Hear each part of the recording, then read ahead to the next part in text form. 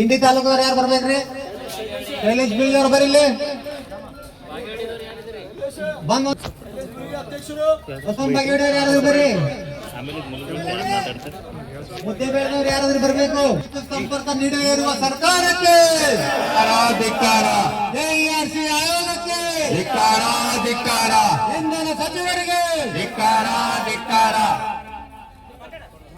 ಇಂಧನ ಇಲಾಖೆ ಪ್ರಧಾನ ಕಾರ್ಯದರ್ಶಿಗೆ, ಎಸ್ಕಾಂ ಎಂಡಿಗೆ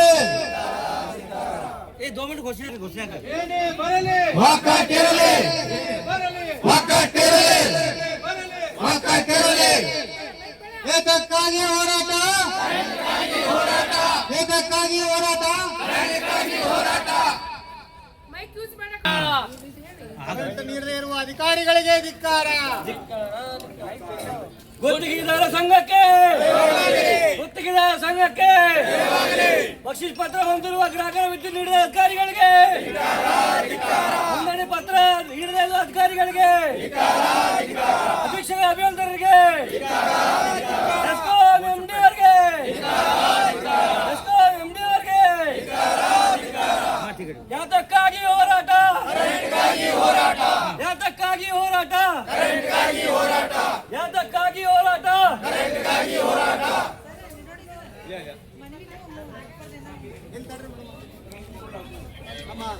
ಬಸವನ್ ಬಾಗೇಡಿ ತಾಲೂಕು ಮಾತಾಡೋರು ಯಾರು? ಜಯವಾಗಲಿ. ಗುಂಟಾ ಪ್ಲಾಟ್ಗಳಿಗೆ ಕೆಲವೊಂದು ಕಡೆ ಜಿಲ್ಲಾದಲ್ಲಿ ಆಲ್ರೆಡಿ ಅವ್ರಿಗೆ ಕರೆಂಟ್ ಕೊಡ್ತಾ ಇದ್ದಾರೆ. ಉತ್ತಾರಿ ಅವ್ರವ್ರ ಹೆಸರಲ್ಲೇ ಇದ್ದಿದ್ದ. ಈಗ ಎಲ್ಲ ಜೋಡಿ ಬಕ್ಷಿಸ್ ಪತ್ರಗಳು ಏನ್ ಕೊಟ್ಟಿದ್ದಾರಲ್ರಿ, ಅವ್ರೊಳಗೆ ಉತ್ತಾರಿ ಒಳಗೆ ಯಾಡ್ ಆಗಿಲ್ಲ, ಅವ್ರು ಮಾಡ್ಕೊಳಕ ಆಗ್ತಾ ಇಲ್ಲ. ಹಿಂಗಾಗಿ ಬಡವರು ಬಹಳ ಅಸಕ್ತರಾಗ್ಯಾರ. ಇದರಿಂದ ಯಾರ ಕೈ ಒಳಗೆ ಅನ್ನೋದು ಗೊತ್ತಿಲ್ಲ. ಆದ್ರೆ ಕೆಲವೊಬ್ರಿಗೆ ಕ್ಯಾಶ್ ಕೊಟ್ಟಗಳನ್ನ ಮಾಡುವಂತ ಅಧಿಕಾರಿಗಳನ್ನ ನಾನು ನೋಡಿದ್ದೀನಿ ಕಣ್ಣಾರನೆ. ಅವ್ರೇನ್ ಹೆಸರಿಗೆ ಪ್ರಸ್ತಾವನೆ ಮಾಡೋದು ಬೇಡ. ಲಂಚ ತೋದ ತಕ್ಷಣನೇ ಆಲ್ರೆಡಿ ಇಂಟಿಮೇಷನ್ ಆಗ್ತಾರೆ. ನಾನು 2 ಸಲ ನಾನು ಆಲ್ರೆಡಿ ಅವ್ರಿಗೆ ತಾಕೀತು ಮಾಡೀನಿ, ಮತ್ತೆ ಮೇಲ್ ಅಧಿಕಾರಿಗಳಿಗೆ ಹೇಳಿದ್ದೀನಿ ನಾನು. ಮತ್ತೆ ಇದ್ರ ಸಲುವಾಗಿ MLA ಸಾಹೇಬ್ರಿಗೆ ಹೇಳಿದ್ದೀನಿ. ಅದು ನಾನು ಏನಾದ್ರು ಅದನ್ನ ಮಾತಾಡಕ್ಕೆ ಹೇಳ್ತೀನಪ್ಪ, ಕ್ಲಿಯರ್ ಮಾಡೋಣ ಅಂತಂದ್ರು. ಅದಕ್ಕಾಗಿ ನಮ್ ಜಿಲ್ಲಾ ಅವರು ಎಲ್ಲ ಸಾಹೇಬ್ರು ಎಲ್ಲಾರು ಕೂಡಿ ಏನಾರ ಮಾಡಿ ಪ್ರಸ್ತಾವನೆ ಮಾಡೋಣ ಅಂತಂದ್ರು. ಸರ ಮಾನ್ಯ ವಾರದಲ್ಲಿ ಎಷ್ಟೋ ರಿಜಿಸ್ಟ್ರೇಷನ್ ಆದಂತದ್ದು ಒಬ್ರು ಇಂಟಿಮೇಷನ್ ಕೊಟ್ಟಿಲ್ಲ. ರಿಜಿಸ್ಟ್ರೇಷನ್ ಮಾಡ್ಕೋಬೇಕಾದ್ರೆ ಯಾಕಾಗಿತ್ತು, ಇಂಟಿಮೇಷನ್ ಯಾಕೆ ಕೊಡ್ಲಿಲ್ಲ, ಈ ಪ್ರಶ್ನೆ ಬಂದಿತ್ತು. ಒಂದು 15ರಿಂದ 20 ನೀವು ರಿಜಿಸ್ಟ್ರೇಷನ್ ಮಾಡಿದಂತ ನಾನು ಕೇಳ್ಪಟ್ಟಿದ್ದೀನಿ. ದಯಮಾಡಿ ಅದಕ್ಕೆ ಆ ಗುಂಟಾ ಪ್ಲಾಟರ್ ಬಡವ ಸಾರ್ವಜನಿಕರಿಗೆ ಕೊಡ್ರಿ ಅಂತೇಳಿ ತಮ್ಮಲ್ಲಿ ವಿನಂತಿ ಮಾಡ್ಕೊಳ್ತೀವಿ. DC ಸಾಹೇಬ್ರಿಗೆ ಮನವಿ ಕೊಡಕ್ ಬಂದೀವಿ. DC ಸಾಹೇಬ್ರ ಜಲ್ದಿ ಕ್ರಮ ತಗೊಂಡು ಅದಕ್ಕೆ ಆದೇಶ ಹೊರಡಿಸಿ ಅಂತ ಹೇಳಿ ತಮ್ಮಲ್ಲಿ ವಿನಂತಿ ಪೂರ್ವಕವಾಗಿ ಕೇಳ್ಕೊಳ್ತೇವೆ. ಈಗ ಎಲ್ಲರಿಗೂ ಕರೆಂಟ್ ಸಿಗಾಕತ್ತಿಲ್ಲ ಅನ್ನೋದು ಎಲ್ಲರಿಗೂ ಗೊತ್ತೇ, ಎಲ್ಲರಿಗೂ ತಿಳಿದ ವಿಷಯ. ಗುಂಟಾಪ್ಲಾಟ್ಗಳಿಗೆ 20 ವರ್ಷಗಳಿಗೆ ಕರೆಂಟ್ ಸಿಗ್ತಿಲ್ಲ.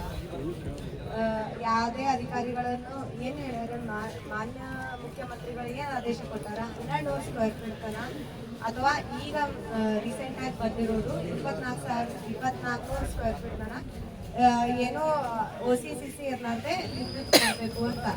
ಅಲ್ಲಿ ಯಾವುದೇ ರೀತಿಯಾದ ಮೆನ್ಷನ್ ಮಾಡಿಲ್ಲ. ಎಣ್ಣೆ ಪ್ಲಾಟ್ಗಳಿಗೆ, ಉತ್ತಾರಿಗಳಿಗೆ, ತೊಂಡಿ ಬಕ್ಷಿಸ್ಗಳಿಗೆ ಅಂತ ಯಾವುದೇ ರೀತಿಯಾದ ಪ್ರಿಸ್ಕ್ರೈಬ್ ಮಾಡಿಲ್ಲ. ಆ ಪ್ರಿಸ್ಕ್ರೈಬ್ ಮಾಡಲಾರ್ದೆ 2400 ಸ್ಕ್ವೇರ್ ಫೀಟ್ ಒಳಗೆ ಎಷ್ಟು ನಿವೇಶನಗಳು ಕಟ್ಟಿ ನಿಂತಿರುವ ನಿವೇಶನಗಳು ಇದಾವಲ್ಲ ಅವರಿಗೆ ಕೊಡಬೇಕು ಅಂತ ಹೇಳಿದ್ದಾರೆ ಆಲ್ರೆಡಿ. ಬಟ್ ಯಾವುದೇ ಯಾವುದೋ ಅಧಿಕಾರಿಗಳು ಇದನ್ನ ಈ ನಿಯಮ ಪಾಲನೆ ಮಾಡಿಲ್ಲ. ನಿಯಮ ಪಾಲನೆ ಮಾಡಲಾರ್ದೆ ಬಡವರಿಗೆ ಆಗಲಿ, ಯಾವುದೇ ಸಾರ್ವಜನಿಕರಿಗಾಗಲಿ, ಬಡವರು ಅಷ್ಟೇ ಅಲ್ಲ ಎಲ್ಲರೂ ಸಾರ್ವಜನಿಕರಿಗೆ ಕರೆಂಟ್ ಕೊಡೋದಿಲ್ಲ. ಈಗ ನಮ್ಮ ದೇಶದಲ್ಲಿ ಎಷ್ಟು 90% ಆಫ್ ಎಲ್ಲ ಲ್ಯಾಂಡ್ ಇರೋದು 10% ಆಫ್ ನಮ್ಮ ಭಾರತದ ಶ್ರೀಮಂತ ನಾಗರಿಕರಲ್ಲಿ. ಬಡವರಿಗೆ ಇರುವುದು ಸ್ವಲ್ಪ ಭೂಮಿ, ಇದು ಎಲ್ಲರಿಗೂ ಗೊತ್ತು. ಹಾಗಾಗಿ ನಮಗೆ ಭೂಮಿನೇ ಇಲ್ಲ. ಸೊ ಭೂಮಿ ಇರ್ಲಾರ್ದೆ ನಾವು ಯಾವ ಪ್ಲಾಟ್ ತಗೊಳ್ಳೋಣ? ಮೊದಲು ಭೂಮಿ ಇದೆ ಭಾರತದಲ್ಲಿ ಭೂಮಿನೇ ಇಲ್ಲ. ಬಡವರು ಏನ್ ಮಾಡ್ತಾರೆ, ಗುಂಟಾ ಪ್ಲಾಟ್ ತಗೋತಾರೆ. ಗುಂಟಾ ಪ್ಲಾಟ್ ಅಂದ್ರೆ ಅವನ್ನ ತಗೊಂಡು ಅವ್ರು ಅಷ್ಟೇ ಬಾಳೇನು ಇರೋದಿಲ್ಲ ಗುಂಟಾ ಪ್ಲಾಟ್ ಅಂದ್ರೆ ಅಷ್ಟೇ 600 ಸ್ಕ್ವೇರ್ ಫೀಟ್ 700 ಸ್ಕ್ವೇರ್ ಫೀಟ್ ಎರಡೇ ರೂಮ್ ಕೊಡುವಷ್ಟು ಜಾಗ ಇಷ್ಟೇ ಇರ್ತವೆ. ಗುಂಟಾ ಪ್ಲಾಟ್ ಅಂದ್ರೆ 2400 ಅಷ್ಟು ಇರುವುದಿಲ್ಲ ಗುಂಟಾ ಪ್ಲಾಟ್ಗಳು. ಯಾಕಂದ್ರೆ 33/33 guntha plot 600 square feet 800 square feet 1200 square feet ಅವ್ರದ್ದು 20 ಪಕ್ಷದ ಮುಖಾಂತರ ಅವ್ರು ಖರೀದಿ ಮಾಡ್ಕೊಂಡಿರ್ತಾರೆ. ಮತ್ತೆ ಈಗ ಅಂದ್ರೆ ನಮ್ಮ ವಿಶ್ವದಲ್ಲಿ ಒಂದು ಏನಿದೆ ಅಂದ್ರೆ ಯಾವ ದೇಶ ಸ್ಯಾಟಲೈಟ್ ಮುಖಾಂತರ ಝೂಮ್ ಮಾಡ್ತಾರೆ, ಯಾವ ದೇಶದಲ್ಲಿ ಎಲೆಕ್ಟ್ರಿಸಿಟಿ ಹೆಚ್ಚಾಗಿ ಕಾಣಿಸುತ್ತಲ್ಲ, ರಾತ್ರಿ ಕರೆಂಟ್ ಕಾಣಿಸುತ್ತಲ್ಲ, ಬೆಳಕು ಕಾಣಿಸುತ್ತಲ್ಲ, ಆ ದೇಶ ಅಭಿವೃದ್ಧಿ ಹೊಂದಿದ ದೇಶ. ಯಾವ ದೇಶ ಕರೆಂಟ್ ಕಾಣೋದಿಲ್ಲಲ್ಲ ರಾತ್ರಿ, ಅದು ಇನ್ನೂ ಅಭಿವೃದ್ಧಿ ಹೊಂದಿಲ್ಲ ಅಥವಾ ಹಿಂದುಳಿದ ದೇಶ ಅಂತ ಕನ್ಸಿಡರೇಷನ್ ಆಗುತ್ತೆ. ಸೊ ನೀವು ಈಗ ಯಾವುದೇ ನಮ್ಮ ನಾಗರಿಕರಿಗೆ ವಿದ್ಯುತ್ತೇ ಕೊಡ್ಲಿಲ್ಲ ಅಂದ್ರೆ ನಮ್ಮ ದೇಶ ಹೇಗೆ ಅಭಿವೃದ್ಧಿ ಹೊಂದದ? ಯಾಕಂದ್ರೆ ವಿದ್ಯುತ್ ಅನ್ನೋದು ಬೇಸಿಕ್ ನೀಡ್ ಆಫ್ ಲೈಫ್. ಯಾಕಂದ್ರೆ ಹೇಗೆ ಗಾಳಿ ನೀರು ಆಹಾರ ಬೇಕಲ್ಲ, ಈಗ ಎಲ್ಲರಿಗೂ ವಿದ್ಯುತ್ ಬೇಕೇ. ಎಲ್ಲರಿಗೂ ಶಿಕ್ಷಣಕ್ಕೂ ವಿದ್ಯುತ್ ಬೇಕು, ಎಲ್ಲದಕ್ಕೂ ವಿದ್ಯುತ್ ಬೇಕು. ನೀವು ವಿದ್ಯುತ್ ಅನ್ನು ಕೊಡದೇ ಇರ್ಬೇಕು, ಹಾಗಾದ್ರೆ ಎಲ್ಲರಿಗೂ ವಿದ್ಯುತ್ ಬಂದ್ ಮಾಡ್ಬಿಡಿ, ವಿದ್ಯುತ್ ಕೊಡೋದೇ ನಿಲ್ಸ್ಬಿಡಿ. ಒಬ್ಬರಿಗೊಂದು ನ್ಯಾಯ ಇನ್ನೊಬ್ಬರಿಗೊಂದು ನ್ಯಾಯ ಅನ್ನೋದು ಬೇಡ. ಸೊ ನಮ್ಮಲ್ಲಿ ಭೂಮಿ ಕಡಿಮೆ ಇದೆ, ಹೀಗಾಗಿ ಬಡವರು ಗುಂಟಾ ಪ್ಲಾಟ್ ತಗೋತಾರೆ. ಅದಕ್ಕೆ ನೀವು ವಿದ್ಯುತ್ ಕೊಡ್ಲೇಬೇಕು. ಲೂಪ್ ಹೋಲ್ ಇದೆ. ಅವರ ಅಧಿಕಾರಿಗಳಿಗೆ ERP ಸಾಫ್ಟ್ವೇರ್ ಹೇಗೆ ಮಾಡಬೇಕು, ಹೇಗೆ ಆಪರೇಟ್ ಮಾಡಬೇಕು ಅನ್ನೋದೇ ಗೊತ್ತಿಲ್ಲ. ಅದು ಏನು ನಮ್ಮ ಕಾಂಟ್ರಾಕ್ಟರ್ಗಳದ ಕೋಟ್ಯಾಂತರ ರೂಪಾಯಿ ಬಿಲ್ ಇಟ್ಬಿಟ್ಟಿದೆ. ನಮ್ಮ ಕಾಂಟ್ರಾಕ್ಟರ್ ಒಂದು ಮಳೆ ಗಾಳಿ ಬಂತು, ಕಂಬ ಕುಡಿತು ಅಂದ್ರೆ ಹೋಗಿ ವಿದೌಟ್ ಅವಾರ್ಡ್ ಇರ್ಲಾರ್ದೆ ನಾವು ವಿದೌಟ್ ಅವಾರ್ಡ್ ಇರ್ಲಾರ್ದೇನೆ ಬಿಲ್ ಮಾಡ್ತೀವಿ, ವರ್ಕ್ ಮಾಡ್ತೀವಿ, ಕೆಲಸ ಮಾಡ್ತೀವಿ. ನಮ್ಮ ಕಾಂಟ್ರಾಕ್ಟರ್ ವರ್ಕ್ಗಳಿಗೆ ಅಷ್ಟೇ ERP ಬಿಲ್ ಬರುತ್ತೆ. ಅವ್ರ ಅಧಿಕಾರಿಗಳ ಯಾವುದಕ್ಕೂ ERP ಬರಲ್ಲ. ಆಗ್ಲಿ ಅವ್ರ ಅಧಿಕಾರಿಗಳದ್ದು ERP ಆಗ್ಲಿ, ಅವರಿಗೂ ನೌಕರಿಗೆ ಏನ್ ಪಗಾರ ತಗೋತಾರಲ್ಲ ಆ ನೌಕರಿಗೂ ERPನೇ ಬರ್ಲಿ, ನಮಗೂ ERPನೇ ಬರ್ಲಿ. ನಾವು ಎಲ್ಲಾ ಕೆಲಸ ಮಾಡಿ 7 ದಿನದೊಳಗೆ ನಮ್ ಬಿಲ್ ಅಟ್ಲೀಸ್ಟ್ ಕಾರ್ಪೊರೇಟ್ ಆಫೀಸ್ ಆದ್ರೂ ಹೋಗ್ಬೇಕು. ನಮ್ ಬಿಲ್ಗಳು ಹೋಗ್ತಿಲ್ಲ. ಕೋಟ್ಯಾಂತರ ರೂಪಾಯಿ ನಾವು ಸಾಲ ಮಾಡಿ ತಂದು ಇನ್ಫ್ರಾಸ್ಟ್ರಕ್ಚರ್ ಡೆವಲಪ್ಮೆಂಟ್ ಮಾಡಕ್ ಇಲ್ಲಿ ನಾವು ಕಾಂಟ್ರಾಕ್ಟರ್ ಅದೀವಿ ಮತ್ತು ಇನ್ಫ್ರಾಸ್ಟ್ರಕ್ಚರ್ ಡೆವಲಪ್ಮೆಂಟ್ ಮಾಡತ್ತೀವಿ. ಮತ್ತು ಕೆಲವೊಂದು ಅಧಿಕಾರಿಗಳು ಬ್ರೈಬ್ ಮನಿ ಅಂದ್ರೆ ಲಂಚ ಅನ್ನೋದು ದೇಶದಲ್ಲೇ ಕ್ಯಾನ್ಸರ್ ಇದ್ದಂಗ. ಅದು ಹರಡ್ಕೋತ ಹೋದ್ರೆ ದೇಶನೇ ನಾಶ ಮಾಡುತ್ತೆ ಹೊರತು ಅದು ಯಾರಿಂದನೂ ಉದ್ಧಾರ ಆಗಲ್ಲ. ಮತ್ತೆ ಅಧಿಕಾರಿಗಳಿಗೆ ಒಳ್ಳೆ ಏನು ಪಗಾರ ಇದೆ, ಲಕ್ಷಾಂತರ ರೂಪಾಯಿ ಅವರಿಗೆ ಪಗಾರ ಕೊಡ್ತಾರೆ, ಕಾರ್ ಕೊಡ್ತಾರೆ, ಮನಿ ಕೊಡ್ತಾರೆ, ಕ್ವಾರ್ಟರ್ಸ್ ಕೊಡ್ತಾರೆ, ಎಲ್ಲಾ ಇನ್ಸೆಂಟಿವ್ಸ್ ಇಟ್ಕೊಂಡು ಇದು ಏನ್ ಲಂಚ ಸಿಸ್ಟಮ್ಗೂ ಬ್ರೇಕ್ ಹಾಕ್ಬೇಕು. ಮಾನ್ಯ ಮುಖ್ಯಮಂತ್ರಿಗಳು ಮತ್ತು ಜಿಲ್ಲಾಧಿಕಾರಿಗಳು ಲಂಚ ಸಿಸ್ಟಮ್ ಯಾಕೆ ಹೋಗ್ತಿದೆ ಅಂತ ಇಷ್ಟು ಯಾಕೆ ನಮ್ಮ ಕರ್ನಾಟಕದಲ್ಲಿ ಹೈಯೆಸ್ಟ್, ಭಾರತ ದೇಶದಲ್ಲೇ ಹೈಯೆಸ್ಟ್ ಲಂಚ ತಗೊಳ್ಳೋದು ಅಂದ್ರೆ ನಮ್ಮ ಕರ್ನಾಟಕನೇ. ಸೊ ಹೀಗಾಗಿ ಲಂಚದ ಬಗ್ಗೆನೂ ಒಂದ್ ಸ್ವಲ್ಪ ಕಡಿವಾಣ ಹಾಕ್ಬೇಕು. ಕೂಡ ಕೆಲವೊಂದು ಅಧಿಕಾರಿಗಳು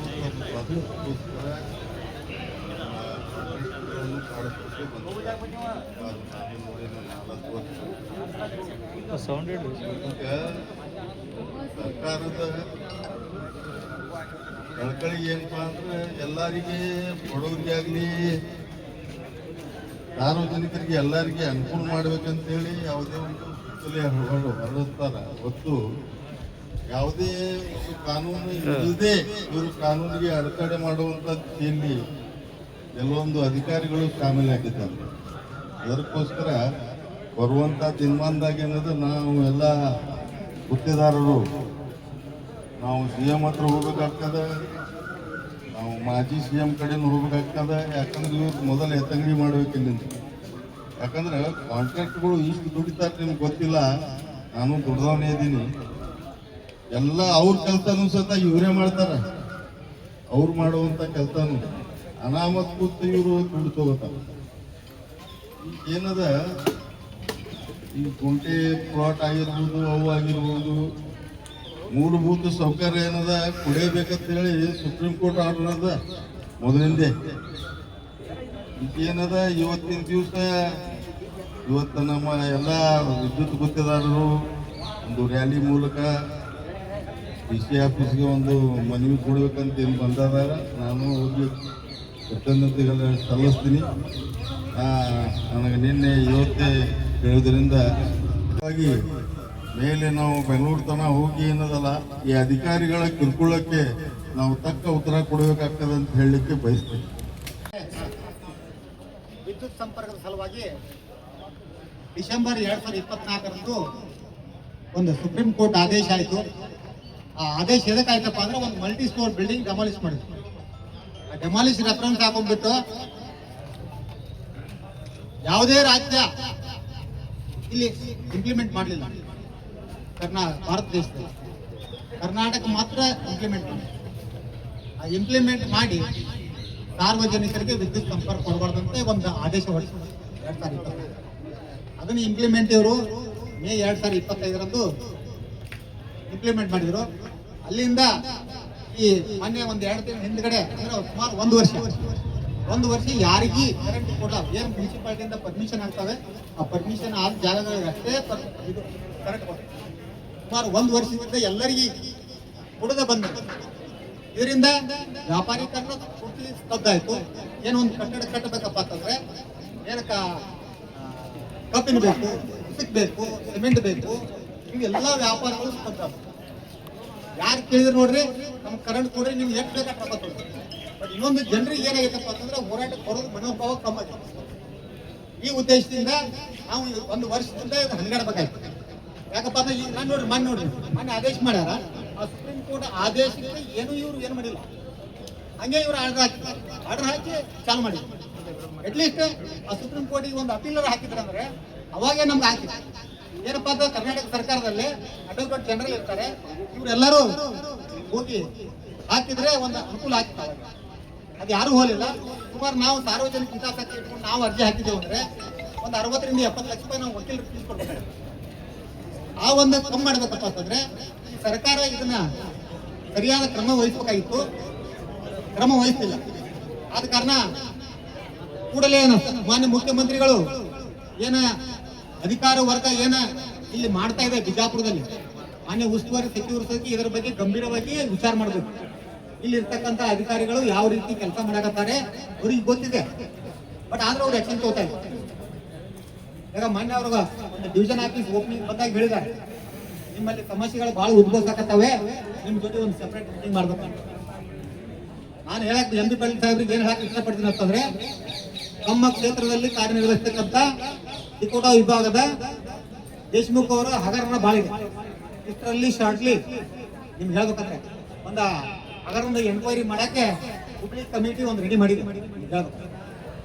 ಆ ಒಂದು ವಿಚಾರ ಇಟ್ಕೊಂಡು ನಮ್ಮ ಕರ್ನಾಟಕ ರಾಜ್ಯ ಅನುಮತಿ ಗುತ್ತಿಗೆದಾರ ಸಂಘ ನಮ್ಮ ಜಿಲ್ಲಾಧಿಕಾರಿಗಳ ಕಚೇರಿ ಮುಂದೆ ಜಿಲ್ಲಾಧಿಕಾರಿಗಳ ಮುಖಾಂತರ ಅವರು ಒಂದು ಮನೆ ಕೊಡ್ತಾರೆ, ನಮ್ಮ ರೈತ ಭಾರತ ಪಕ್ಷ ಒಂದು ಮನೆ ಕೊಡ್ತಿದೆ. ಆದ ಕಾರಣ ಏನ ಒಂದು ಸರ್ಕಾರ ವಿಚಾರ ಮಾಡಬೇಕು, ಜನರಿಗೆ ಅನುಕೂಲ ಮಾಡುವ ದಿಶೆಯಲ್ಲಿ ಹೋಗ್ಬೇಕಂತ ಹೇಳಿ ನಾನು ವಿಚಾರ ಮಾಡ್ತೇನೆ. ಆಮೇಲೆ ಇನ್ನೊಂದೇನಪ್ಪಾ ಅಂತಂದ್ರೆ, ಈಗ ವಿದ್ಯುತ್ ಕಂಪನಿಗಳನ್ನ ಖಾಸಗೀಕರಣ ಮಾಡುವ ವಿಚಾರಕ್ಕೆ ಸರ್ಕಾರ ಕೈ ಹಾಕಿರೋದು ಇದು ಸಾರ್ವಜನಿಕರಿಗೆ ಒಂದು ಬಹಳ ಗೊಂದಲ ಆಗಿದೆ. ಈ ಖಾಸಗೀಕರಣ ಮಾಡಬಾರ್ದಂತ ನಾನು ರೈತ ಭಾರತ ಪಕ್ಷದಿಂದ ವಿರೋಧ ಮಾಡ್ತೀನಿ. ಆಕ್ಚುಲಿ ವಿರೋಧ ಯಾಕೆ ಮಾಡಬೇಕು, ಈ ಅಧಿಕಾರಿಗಳನ್ನು ನೋಡಿದ್ರೆ ವಿರೋಧ ಮಾಡಲೇಬಾರ್ದು. ಏನಪ್ಪಾ ಅಂತಂದ್ರೆ ಏನ ಅಸಿಸ್ಟೆಂಟ್ ಎಕ್ಸಿಕ್ಯೂಟಿವ್ ಅದಾರ, ಆ ಅಸಿಸ್ಟೆಂಟ್ ಎಕ್ಸಿಕ್ಯೂಟಿವ್ ಹಿಡ್ಕೊಂಡು ನ್ಯಾಯಾಲಯಂತ ಅಧಿಕಾರಿಗಳು ಯಾವ ರೀತಿ ಕೆಲಸ ಮಾಡಕತ್ತಾರ ನೋಡಿದ್ರಂದ್ರೆ ಈ ಖಾಸಗೀಕರಣಕ್ಕೆ ನಾವು ಬೆಂಬಲ ಕೊಡಬಾರ್ದು. ಇನ್ನೇನೈತಪ್ಪ ಅಂದ್ರೆ ಏನ ತಳ ಕಾರ್ಮಿಕ ವರ್ಗ ಏನ್ ದುಡಿತಾ ಇದೆ, ಆ ದುಡಿಯೋ ವರ್ಗವನ್ನ ನೋಡಿ ನಾವು ಬೆಂಬಲಿಸಬೇಕಾಗುತ್ತೆ. ನೋಡಿ ನೀವು ಸಿಕ್ಕಾಪಟ್ಟೆ ಹಗರಣ, ಎಲ್ಲಿ ಬೇಕಾದಲ್ಲಿ ಹಗರಣ, ಅಥಣಿ ಹಗರಣ ಇರ್ಬೋದು, ಆಮೇಲೆ ಇಲ್ಲಿ ಕೆರೂರು ಹಗರಣ ಇರ್ಬೋದು, ಸಿಂದಗಿ ಹಗರಣ ನಡೀತಾ ಇದ್ದಕ್ಕೆ ಎಸ್ಕಾಂನಂತ ವಿದ್ಯುತ್ ಕಂಪನಿಯ ಹಿರಿಯ ಅಧಿಕಾರಿಗಳು ಇವು ಯಾವ ವಿಚಾರ ಮಾಡಲ್ಲ. ಇಲ್ಲಿ ಹಗರಣದ ಹೊಂದಿರ್ತೈತೆ, ಅಲ್ಲಿ ರಾತ್ರಿ ಹೋಗ್ಬೇಕಾಗ್ತಾರ. ಆದ ಕಾರಣ ಅದು ಆಗತ್ತೆ. ಅದಕ್ಕೆ ನಾ ಏನಂತೀನಿ, ಒಂದು 500 ರಿಂದ 600 ಕೋಟಿ ರೂಪಾಯಿ ತನಕ ಲಾಸ್ಗಳು ಬರ್ತದೆ ವಿದ್ಯುತ್ ಕಂಪನಿ. ನಾನೇನಪ್ಪ ಅಂತಂದ್ರೆ, ನಾನು ಒಬ್ಬ ಸುಮಾರು ಒಂದು 20-22 ವರ್ಷ ವಿದ್ಯುತ್ ಗುತ್ತಿಗೆದಾರರಾಗಿದ್ದೀನಿ. ಅದರಲ್ಲಿ ಏನಿದೆ ಏನಿಲ್ಲ ಎಲ್ಲ ನಾನು ಅರಿತು ನೋಡಿದ್ದೀನಿ. ನಾನು ಹೇಳೋದಿಷ್ಟೇ, ನೀವು ಮಾಡ್ಲಾರ ಕೆಲಸ ನಾವು ಮಾಡಿ ತೋರ್ಸಕ್ ಕೆಪಾಸಿಟಿ ಅದ. ಏನ್ ನಿಮ್ಮದು ಖಾಸಗೀಕರಣ ಮಾಡಬಾರ್ದು ಅಂತ ಹೇಳ್ತೀರಿ, ಲಾಸ್ ಬರಬಾರ್ದು ಅಂತ ಅಂದ್ರೆ ಅಧಿಕಾರಿಗಳು ಕೂತ ಪ್ರಾಫಿಟ್ ತರುವ ಕಡೆ ಹೋಗೋದು. ನಿಮ್ಮ ಕಡೆ ನಿಗುದಿಲ್ಲ ಅಂತ ಹೇಳ್ರಿ, ನಮ್ಮ ಕಡೆ ಕೊಡ್ರಿ. ಒಂದು ವರ್ಷದಾಗ ನಿಮ್ಗೆ 500ರಿಂದ 600 ಕೊಟ್ಟರೆ ಪ್ರಾಫಿಟ್ ಮಾಡಿ ಕೊಡ್ಲಿಕ್ಕಂದ್ರೆ ನಾನು ಚಾಲೆಂಜ್ ಕೊಡ್ತೀನಿ ನಿಮ್ಗೆ. ಯಾಕಂದ್ರೆ ನೀವು ಬರೀ BC ಮೀಟಿಂಗ್ದಲ್ಲಿ ಇಟ್ಕೊಂಡೇ ಕಾಲ ಹರಣ ಮಾಡ್ತಾ ಹೊರತಾಗಿ ಸಾರ್ವಜನಿಕರಿಗೆ ಏನ್ ಸಮಸ್ಯೆ ಅದಾವು ಏನಿಲ್ಲ ಅನ್ನೋದು ಗೊತ್ತ ವಿಚಾರ ಮಾಡ್ತಾ ಇದ್ದಾರೆ. ಅಲ್ಲಿ ಕಚೇರಿಯಲ್ಲಿ ಕುತ್ಕೊಂಡು BC ಮೀಟಿಂಗ್ ಮಾಡ್ತೀರಿ, ಒಂದು ಅಧಿಕಾರಿ ಸಹಿತ ಯಾರು ಸಾರ್ವಜನಿಕರಿಗೆ ಭೇಟಿಯಾದ ಉದಾಹರಣೆ ಇಲ್ಲ. ಆದ ಕಾರಣ ನಾನು ಹೇಳೋದು ಇಷ್ಟೇ, ನೇರವಾಗಿ ಮುಖ್ಯಮಂತ್ರಿಗಳಿಗೆ ನಾನು ಚಾಲೆಂಜ್ ಮಾಡ್ತೀನಿ. ನಿಮ್ಮ ಕಂಪನಿ ಏನ ಆರ್ಥಿಕ ದಿವಾಳಿ ಆಗಿದೆ, ಆ ದಿವಾಳಿಯನ್ನು ಮೇಲೆ ತರುವ ಕಡೆ ಒತ್ತು ಕೊಡ್ರಿ ಅಂತ ಹೇಳ್ತೀನಿ. ಮತ್ತೆ ಇಲ್ಲಿಗ ನಿಮ್ಮ ಕಡೆ ಆಗುದಿಲ್ಲ ಅಂತ ಹೇಳ್ರಿ, ನಾನು ಮಾಡಿ ತೋರ್ಸಾ ಕಡಿಯಬೇಕು ಅಂತ ರೈತ ಭಾರತ ಪಕ್ಷದಿಂದ ನಾ ಹೇಳ್ತೀನಿ. ಇಷ್ಟು ಒಂದೇನಕ್ಕೆ ಮುಂದೆ ನಮ್ಮ ಅಸಂಜೆ ಅವರು ಒಂದೆರಡು ಮಾತು ಮಾತಾಡ್ತಾರೆ. ನಾನು ಮಲ್ಲಿಕಾರ್ಜುನ ತೆಂಗಾಳದಿಂದ ರೈತ ಭಾರತ ಪಕ್ಷದ ರಾಜ್ಯಾಧ್ಯಕ್ಷ. ಈ ಗುಂಟಾ ನಿವೇಶನಗಳಿಗೆ ಹಾಗೂ 24x7 ವೆಹಿಕಲ್ ಲೇಬರ್ ಪೇಮೆಂಟ್, ಕೆಲವು ಲೇಬರ್ ವರ್ಕ್ ಮಾಡೋರು ವಿದ್ಯುತ್ ಬಿಲ್ಲನ್ನು ವಿಳಂಬ ಮಾಡ್ತಾ ಇದ್ದಾರೆ. ಯಾವುದೇ ಒಂದು ಬಿಲ್ಗಳು ಇದ್ದರೂ 6-7 ದಿವಸದಲ್ಲಿ ಕಂಪನಿ ಆಫೀಸ್ ಹೋಗಿ FA ಆದಂಥ ಅವರಿಗೆ ನಾವು ಎಲ್ಲರಿಗೂ ಲೇಬರ್ ಕಾಂಟ್ರಾಕ್ಟ್ ರಿಲೀಸ್ ಮಾಡಬೇಕು. 24x7 ಟರ್ಮ್ಸ್ ಆಫ್ ಕಂಡೀಷನ್ ಹಾಕಿ ಕೊಟ್ಟಿರ್ತಾರೆ, ಯಾವುದೇ ಕೆಲಸ ಮಾಡಬಾರ್ದು, 20% ಹಗಲು ರಾತ್ರಿ ದುಡಿತಿರ್ತಾರೆ. ಅವ್ರಿಗೆಲ್ಲ ರೀಸನ್ 2-3 ತಿಂಗಳು ಆದರೂ ಅವ್ರಿಗೆ ಬಿಲ್ ಇಶ್ಯೂ ಮಾಡಿಲ್ಲ ಅಂತ ಎಲ್ಲ ಬಿಲ್ ಕಳಿಸ್ಬೇಕು. ಮತ್ತು ಗುಂಟಾ ಪ್ಲಾಟ ಸಬ್ ರಿಜಿಸ್ಟ್ರಿ ಖರೀದಾದ್ಮ್ಯಾಗ ಈಗ ಹೊಸ ಸರ್ಕಾರ ಬಂದಾಗ A ಖಾತಾ B ಖಾತಾ ಮಾಡಿದ್ರು. A ಖಾತಾ B ಖಾತೆ ಕೆಲವು ಬಡವರಿದ್ದವ್ರು A ಖಾತಾ B ಖಾತಾ ಮಾಡ್ಕೊಳ್ಳೋಕೆ ಹೋಗಂಗಿಲ್ಲ. ಸಬ್ ರಿಜಿಸ್ಟ್ರಿ ಇರ್ತದೆ ಅಥವಾ ಬಕ್ಷೀಸ್ ಪತ್ರ ಇರ್ತದೆ, ಅದ್ರ ಬಗ್ಗೆ ಇವರು ವಿದ್ಯುತ್ ಸರಬರಾಜು ಕೊಡಬೇಕು. ಅದೇ ರೀತಿಯಿಂದ ಕರ್ನಾಟಕ ರಾಜ್ಯ ಮುಖ್ಯಮಂತ್ರಿ ಆದ ಸಿದ್ದರಾಮಯ್ಯ ಸಾಹೇಬರು, ಮಾಜಿ CM ಅವರು 3/7/2020 ಆದೇಶ ಮಾಡ್ಯಾರ. ಅದು ಆರ್ಡರ್ ಇವರು ಇನ್ನೂ ಇಂಪ್ಲಿಮೆಂಟ್ ಮಾಡಿಲ್ಲ. ಆಮೇಲೆ ಮೊನ್ನೆ 3/6/2026ಕ್ಕೆ DK ಶಿವಕುಮಾರ್ ಅವರು ಆದೇಶ ಮಾಡ್ಯಾರ. 2400 square feet one time set ಮಾಡ್ತಾರೆ. ಹಳೆ ಆದೇಶ 1200. ಯಾವುದೇ ಆದೇಶ ಇದ್ದರೂ ಅದು ಇಮಿಡಿಯೇಟ್ಲಿ ವಿದ್ಯುತ್ ಸರಬರಾಜು ಕೊಡೋದು ಆದೇಶ ಮಾಡಿದ್ರು. ಸರ್ಕಾರ ಆದೇಶ ಇದ್ದರೂ ನಮ್ಮ ಇಲ್ಲಿ ಅಧಿಕಾರಿ ಇದ್ದ ಸಿದ್ದಪ್ಪ ಬೆಂಜಿಯವರು ವಿನಾಕಾರಣ ಕಾಂಪ್ಲಿಕೇಟ್ ಮಾಡೋದು. ಸಾಫ್ಟ್ ಡಿಸೈನರ್ ಕೆಲಸ ಮಾಡ್ತಿದ್ದ AWB ಡಿಸ್ಟರ್ಬ್ ಮಾಡೋದು, ಅದು ಮಾಡಬೇಡ್ರಿ, ಗುಂಟಾ ಮಾಡಬೇಡ್ರಿ, ಇದು ಮಾಡಿ ಯಾವುದೇ ಆದೇಶ ಮಾಡಿದ್ರು ಗುಂಟಾ ಇರಲಿ ಸಬ್ ರಿಜಿಸ್ಟ್ರಿ ಇರಲಿ ಯಾವುದೇ ಆದೇಶಗಳಿಗೆ ಕ್ಲಿಯರ್ ಬರೋದಿಲ್ಲ. ಕೇವಲ 1200 ಬಿಲ್ಟೆ ಪೇರೆ ಮಾತ್ರ ಏನೇ ಇರಲಿ ಗುಂಟಾ ಇರಲಿ ಅವರಿಗೆ ವಿದ್ಯುತ್ ಸರಬರಾಜು ಕೊಡಬೇಕಂತ ಅವರ ಒಂದು ಟಾರ್ಗೆಟ್ ಇದೆ ಸರ್ಕಾರ. ಆ ಟಾರ್ಗೆಟನ್ನು ಇವರು ವೇಸ್ಟ್ ಮಾಡ್ತಾ ಇದ್ದಾನೆ ಸಿದ್ದಪ್ಪ ಬೇಜಾರು. ಯಾಕೆ ವೇಸ್ಟ್ ಮಾಡೋದು? ಇವ್ನ ಮ್ಯಾಗ ಹಳೆವು ಇನ್ಕ್ವೈರಿ ಅದಾವೆ. ಈಗ ಭಾಳ ಈ ವರ್ಷನಾಗೆ ರಿಟೈರ್ಮೆಂಟ್ ಬರೇ ಹಗರಣ. ಕೆಲವು ಕೆಲವು 4-5 ಕಂಪ್ನಿಲಿಂದ ಬಂದಿದ್ದ ಎಂಪ್ಲಾಯ್ GLM ALM ಅವ್ರಿಗೆ ಕಂಡಾಪಟ್ಟಿ ಇಲ್ಲಿ ರಿಟರ್ನ್ ಪೋಸ್ಟಿಂಗ್ಗಳಿಗೆ 2-3 ಲಕ್ಷ ನಾವು ಇಂಥ ಅಧಿಕಾರಿಗಳಿಗೆ ಸರ್ಕಾರ ಏನೋ ಮುಂದುವರ್ಸಾಗ್ತದೆ. ಕೆಲವು ಉಸ್ತುವಾರಿ ಸಚಿವರಿಗೆ ಮಾಜಿ ಉಸ್ತುವಾರಿ ಸಚಿವರಿಗೆ ಏನಿದೆ ಹೇಳಿ ಗುಂಟಾ ಪ್ಲಾಟ್ ಬಂದ್ ಮಾಡಿಸೋದು, ಚಾಲೂ ಮಾಡಿಸೋದು, ತಾನು AWB ಆಗಿ SO ಆಗಿ ಹೋಗ್ಯಾನ. ಏನು ಸಾರ್ವಜನಿಕ ತೊಂದರೆ ಅದ ಗುರ್ತದ, ಏನೂ ಮಾಡಿಲ್ಲ. 3 ಸಬ್ ಡಿವಿಷನ್ ನಮ್ಮದು ಬಿಜಾಪುರ ಸರ್ಕಲ್ದಾಗ ಬರ್ತಾವೆ. ಬಿಜಾಪುರ ಡಿವಿಷನ್ದು ಒಳಗೆ 5 ಸಬ್ ಡಿವಿಷನ್ ಅದಾವೆ. 5 ಸಬ್ ಡಿವಿಷನ್ ಮಾಡಿ ಇಂಥ ಮಟ್ಟ 1 ಸಬ್ ಡಿವಿಷನ್ ಹೋಗಿ ಯಾವುದೇ ರೀತಿಯಿಂದ ತನಿಖೆ ಮಾಡಿಲ್ಲ. ಎಷ್ಟು ಅರ್ಜಿ ಬಂದಾವೆ, ಎಷ್ಟು ಸಪ್ಲೈ ಕೊಟ್ಟಿರಿ, ಎಷ್ಟು ಬಡವ್ರ ಮನೆ ಮ್ಯಾಗ ಲೈನ್ ಹೋಗ್ಯದ, ಎಲ್ಲಿ ಸ್ಕೂಲ್ ಕಾಲೇಜ್ ಬಲ್ಲಿ ಟ್ರಾನ್ಸ್ಫರ್ ಅದಾವೆ ಎಲ್ಲ ಶಿಫ್ಟ್ ಮಾಡಿದ್ದು ಸರ್ಕಾರ ಆದೇಶ ಮಾಡೋದ. ಸರ್ಕಾರ ಆದೇಶ ಏನು ಮಾಡಿದ, ಎಲ್ಲೆಲ್ಲಿ ಸ್ಕೂಲ್ ಅದಾವೆ 11 ಲೈನ್ ಆ್ಯಂಡ್ ಟ್ರಾನ್ಸ್ಫರ್ ಸ್ವಂತ ಸರ್ಕಾರ ದುಡ್ಡದಲ್ಲಿ ಶಿಫ್ಟ್ ಮಾಡಬೇಕಂತ ಆದೇಶ ಅದ. ಯಾವನೂ ಇವು ಮಾಡಿಲ್ಲ, ಯಾವುದು ಸ್ಕೂಲಿಗೆ ಇನ್ಸ್ಪೆಕ್ಷನ್ ಕೊಟ್ಟಿಲ್ಲ, ಯಾವ ಓಣಿಗೂ ಕೊಟ್ಟಿಲ್ಲ. ಬರೇ ತೊಂದರೆ ಕೊಡೋದು, ಸಾರ್ವಜನಿಕ ತ್ರಾಸು ಕೊಡೋದು ಅಧಿಕಾರ ಅದಲ್ಲ. ಇನ್ನು ಮೊದಲು ಬಿಜಾಪುರದಿಂದ ವರ್ಗಾವಣೆ ಮಾಡಿದರೆ ಎಲ್ಲ ಸಬ್ ಡಿವಿಷನ್ 3 ಡಿವಿಷನ್ ಒಳ್ಳೆ ರೀತಿಯಲ್ಲಿ ಆಡಳಿತ ನಡೀತದೆ. ಕೆಲವು ವಿಷಯಗಳಲ್ಲಿ ಇವ್ರಿಗೆ ಹೇಳೋದಷ್ಟು ಅದ ರೀ, ಅಷ್ಟು ಭ್ರಷ್ಟಾಚಾರ ತಿರುಗಾದ. ಇವ್ರು ಮೊದಲು ಇಲ್ಲಿಂದ ಬಿಜಾಪುರದಿಂದ ವರ್ಗಾವಣೆ ಮಾಡಬೇಕು. ಆದರೆ ಎಲ್ಲ ಸಬ್ ಡಿವಿಷನ್ ಒಂದು ಸುರಕ್ಷಿತ ಕೆಲಸ ನಡೀತದೆ ನನ್ನ ಅನುಭವ ಅದ. ನಾನು ಕೇಂದ್ರ ಕಾರ್ಯ ಸಮಿತಿ ಸದಸ್ಯ ಸೈಯದ್ ಯಾಸಿನ್ ಗುಲ್ಬರ್ಗ, ವಿಜಯಪುರ.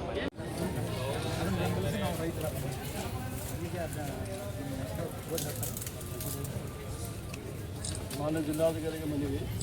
ನಮ್ಮ ಮುಖಾಂತರ ಮಾಜಿ ಮಂತ್ರಿಗಳು, ಇಂಧನ ಸಚಿವರು, ಕರ್ನಾಟಕ ಸರ್ಕಾರ ಬೆಂಗಳೂರಿಗೆ ಬಿಜಾಪುರ ಜಿಲ್ಲೆ ವಿದ್ಯುತ್ ಗ್ರಾಹಕರ ಕುಂದಿಸಬೇಕು ಮನವಿ ಸಲ್ಲಿಸಿದರು. ಆದರೆ ನಮ್ಮ ವಿದ್ಯುತ್ ಗುತ್ತಿಗೆದಾರ ಅಧಿಕಾರಿಗಳು ಎಸ್ಕಾಂ ಅಧೀಕ್ಷಕರಾದ ಸಿದ್ದಪ್ಪ ಬೆಂಜಿಯರು ಅವರು ಯಾವುದೇ ಆದೇಶವನ್ನು ಮುಖ್ಯವಾದ ಆದೇಶ ಇದ್ದರೂ ಮಾನ್ಯ ಮುಖ್ಯಮಂತ್ರಿಗಳು ಕರ್ನಾಟಕ ಸರ್ಕಾರ ವಿಧಾನಸೌಧ ಬೆಂಗಳೂರು ವಿಜಯಪುರ ಜಿಲ್ಲಾಧಿಕಾರಿಗಳ ಮುಖಾಂತರ ಮಾನ್ಯ ಮುಖ್ಯಮಂತ್ರಿಗಳು ಸಲ್ಲಿಸಿದೆ. ವಿಷಯ ಏನಪ್ಪ ಅಂತಂದರೆ, ಕರ್ನಾಟಕ ರಾಜ್ಯದ ಜನರಿಗೆ ವಿದ್ಯುತ್ ಸಂಪರ್ಕ ನೀಡುವಲ್ಲಿ ವಿದ್ಯುತ್ ಕಂಪನಿಗಳು ಸಾರ್ವಜನಿಕರಲ್ಲಿ ಚೆಲ್ಲಾಟವಾಡುವುದನ್ನು ಖಂಡಿಸಿ ಅನುಕೂಲ ಮಾಡಿಕೊಡುವುದು. ಮೇಲ್ಕಾಣಿಸಿದ ವಿಷಯಕ್ಕೆ ಸಂಬಂಧಿಸಿದಂತೆ ಕರ್ನಾಟಕ ರಾಜ್ಯ ಅನುಮತಿ ಪಡೆದ ವಿದ್ಯುತ್ತಾರ ಸಂಘ ವಿಜಯಪುರ ನಡೆಸುತ್ತಿರುವ ಹೋರಾಟಕ್ಕೆ ರೈತ ಭಾರತ ಪಕ್ಷ ಕರ್ನಾಟಕ ಸಂಪೂರ್ಣವಾಗಿ ಬೆಂಬಲವನ್ನು ವ್ಯಕ್ತಪಡಿಸಿದೆ. ಎರಡನೇದು ಏನಪ್ಪ ಅಂದರೆ, ಮಾನ್ಯ ವಿಜಯಪುರ ಜಿಲ್ಲಾ ಉಸ್ತುವಾರಿ ಸಚಿವರು ವಿಜಯಪುರದಲ್ಲಿ ಕಾರ್ಯನಿರ್ವಹಿಸುತ್ತಿರುವ